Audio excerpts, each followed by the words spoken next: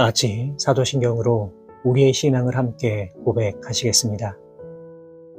나는 전능하신 아버지 하나님, 천지의 창조주를 믿습니다. 나는 그의 유일하신 아들, 우리 주 예수 그리스도를 믿습니다. 그는 성령으로 잉태되어 동정녀 마리아에게서 나시고 본디오 빌라도에게 고난을 받아 십자가에 못 박혀 죽으시고 장사된 지 사흘 만에 죽은 자 가운데서 다시 살아나셨으며 하늘에 오르시어 전능하신 아버지 하나님 우편에 앉아 계시다가 거기로부터 살아있는 자와 죽은 자를 심판하러 오십니다. 나는 성령을 믿으며 거룩한 공교회와 성도의 교제와 죄를 용서받는 것과 몸의 부활과 영생을 믿습니다. 아멘. 다 같이 찬송가 545장 이 눈에 아무 증거 아니 되어도 함께 찬송하시겠습니다.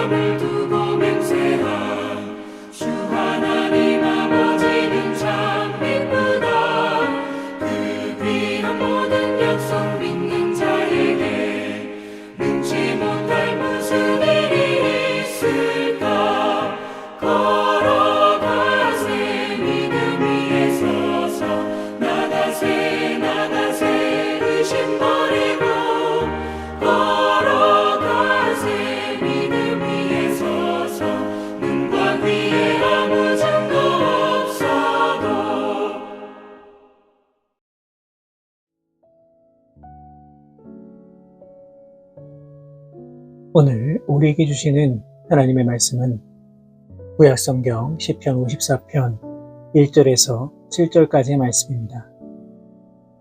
시편 54편 1절에서 7절까지의 말씀을 제가 받들어 봉독하겠습니다. 하나님이여, 주의 이름으로 나를 구원하시고 주의 힘으로 나를 변호하소서. 하나님이여, 내 기도를 들으시며 내 입의 말에 귀를 기울이소서. 낯선 자들이 일어나 나를 치고 포악한 자들이 나의 생명을 수색하며 하나님을 자기 앞에 두지 아니하였음이니이다.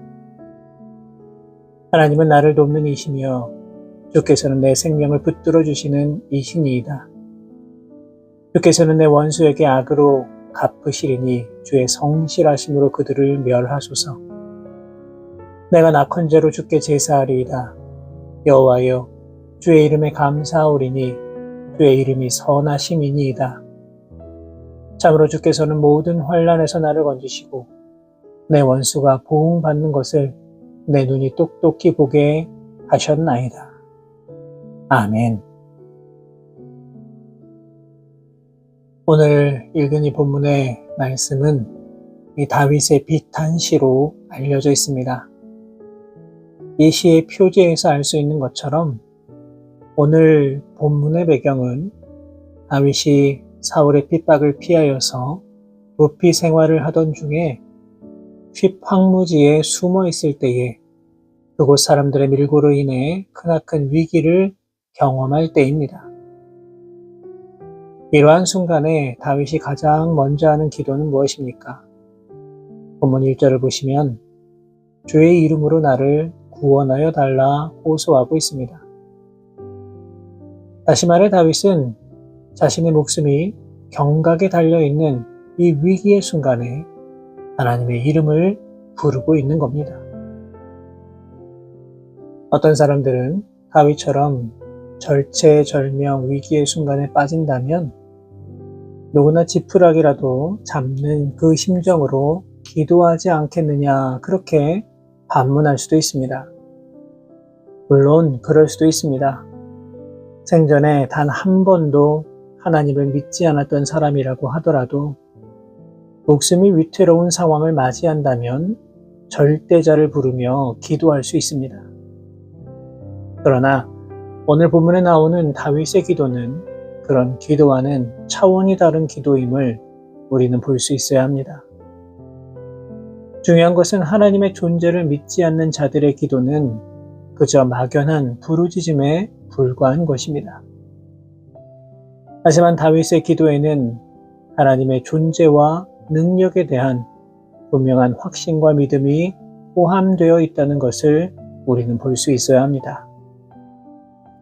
지금 하나님의 이름을 의지하여 드리는 다윗의 기도는 만약 하나님이 살아계시다면, 만약 나를 구원하실 수 있다면 과 같은 그런 가정문으로 된 막연한 기도가 절대로 아닙니다.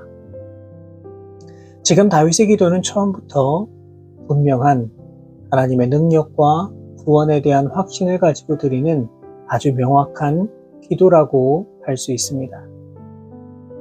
오늘 이 시간 우리에게 주신 이 시편의 말씀을 통하여 바로 이 사실을 기억했으면 좋겠습니다. 형통한 순간에도, 절박한 순간에도, 절망적인 순간에도 우리가 가진 모든 문제는 오직 하나님만이 해결해 주실 수가 있습니다. 그리고 하나님의 이름을 의지하며 나아갈 때에 우리는 하나님 안에서 온전한 평안함을 누리게 될 수 있는 것입니다. 또한 1절 후반절을 보시면 다윗은 주의 힘으로 나를 변호해달라 기도하고 있습니다. 주의 힘은 당연히 천지 만물을 창조하신 하나님의 권능을 가리키는 말입니다. 결국 이 말은 자신의 모든 것을 다 알고 계시는 하나님께서 자신을 판단하시고 자신의 억울함을 풀어달라고 하는 이 다윗의 간절한 소망이 담겨져 있는 것입니다. 지금 다윗은 사울을 피해 도망 다니고 있는 상황입니다. 다윗의 입장에서 본다면 너무나 억울할 수도 있는 상황입니다. 다윗이 사울에게 잘못한 것 아무것도 없었습니다. 오히려 다윗은 이스라엘의 대적들과 싸워서 이스라엘을 위기에서 구한 영웅이었습니다. 그런데 이러한 다윗에게 돌아온 것은 오히려 반역자라고 하는 누명이었습니다. 매일 죽음의 공포를 맛보며 살아야 했습니다. 사울과 그의 추종자들은 끈질기게 다윗을 쫓아다녔습니다. 그렇기 때문에 다윗은 말로 형용할 수 없는 고난을 겪으며 하루하루 살아야 했을 겁니다. 고향과 집을 떠나서 광야와 이방 땅에서 도피자의 삶을 산다는 것 결코 쉬운 일이 아닙니다. 때로는 사람들의 밀고로 죽을 고비를 맞기도 하였고, 이방 땅에서는 미친 척하면서 겨우 목숨을 부지해야만 하는 치욕을 견뎌야 했습니다. 만약 이 상황이 나에게 벌어진 상황이라고 한번 생각해 보시기 바랍니다. 너무나도 억울하지 않겠습니까? 그러나 다윗은 자신이 나서서 자신의 억울함을 항변한 것이 아니라 오히려 하나님을 바라보고 있습니다. 하나님을 향하여 나를 변호해달라 호소하고 있습니다. 사랑하는 여러분, 우리는 참으로 연약한 존재이기 때문에 이 땅 가운데 너무나 억울한 일을 경험할 때가 많이 있습니다. 영적으로 볼 때는 더더욱 그러합니다. 우리가 그리스도인이라고 하는 이유만으로 고난을 받아야 될 때도 있습니다. 악한 일에 함께 가담하지 않는다는 이유로 더 큰 불이익을 받아야 하는 경우도 있습니다. 하지만 돌아보면 우리가 할 수 있는 일은 아무것도 없음을 고백하게 됩니다. 그렇기 때문에 우리는 오직 하나님만 바라볼 수밖에 없는 것입니다. 우리의 모든 상황과 형편을 아시는 하나님, 공의로우신 하나님을 의지하는 것만이 우리가 할 수 있는 최선의 방법입니다. 분명한 사실은 무엇일까요? 하나님은 당신의 백성의 억울함 가운데 살아가도록 방치하지 않으신다는 것입니다. 하나님은 때가 되면 우리의 억울함 반드시 풀어주실 것입니다. 세상에서 당하는 아픔과 고난으로 인해 더 이상 낙심하지 마시고 다윗처럼 주님의 이름을 간구하시고 주의 힘이 나를 변호해 주실 것이다 라고 하는 확실한 믿음을 가지고 이 땅을 살아가시는 우리 모든 성도 여러분 다 되시기를 주님의 이름으로 부탁을 드립니다. 이어지는 본문 2절의 말씀입니다. 하나님이여 내 기도를 들으시며 내 입의 말에 귀를 기울이소서. 다윗은 계속해서 자신을 구원해달라 호소하고 있습니다. 1절과 다른 점은 내 기도와 내 말을 들어달라는 강구입니다. 지금 다윗은 너무나 위급한 상황에 놓여 있습니다. 사람은 누구나 자신의 목숨이 위협받는 상황에 이르면 다급해질 수밖에 없습니다. 어쩌면 다윗도 마찬가지였을 것입니다. 그도 인간이기 때문에 죽음에 대한 공포와 두려움은 당연히 있었습니다. 그런데 분명하게 다른 점은 무엇입니까? 이 위기 속에서 다윗은 더 간절하게 하나님을 향해 기도하고 있다는 겁니다.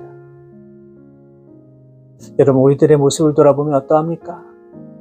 어느 정도 위기에서는 당연히 하나님을 향해 기도하지만 정말 긴박하고 절박한 위기 상황이 되었을 때에는 이 기도할 엄두가 잘 나지 않을 때도 있습니다.